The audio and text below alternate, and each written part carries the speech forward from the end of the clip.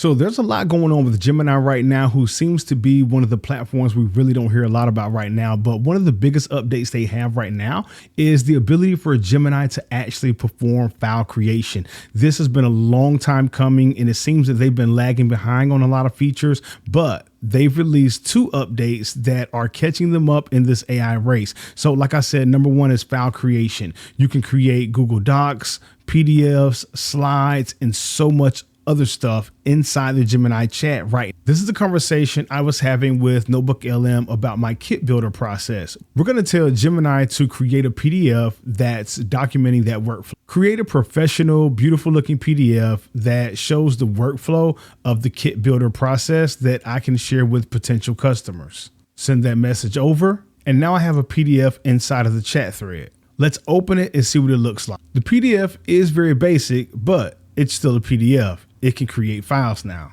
The next update we have is very similar to personal intelligence, which was basically intelligence for an entire Gemini account for personal accounts. And sometimes it overperformed and brought in facts that it didn't need to when it was responding. But now we have Workspace Intelligence, and this combines all of Google's ecosystem under one contextual container, so to speak, so that you don't have to operate inside of these silos anymore. Gemini understands everything about your work, everything about your personal use of Gemini and their products, so that it can give you the best responses possible. Also, Google has made some updates to NotebookLM. You can now customize your cover image. 2 small problems with the customization feature right now that I reached out to them about is the emoji. It's kind of annoying, and it takes away from the clean customization look that most people are going to want. And number 2, you can't adjust the image up or down like you can with the Facebook cover page.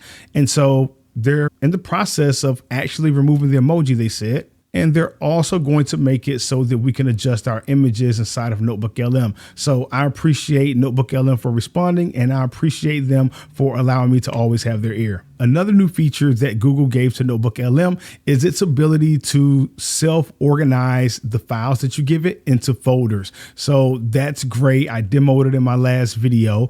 And one more feature that I hope Google adds soon that I requested while I had NotebookLM's attention is the ability to change slide deck's aspect ratio.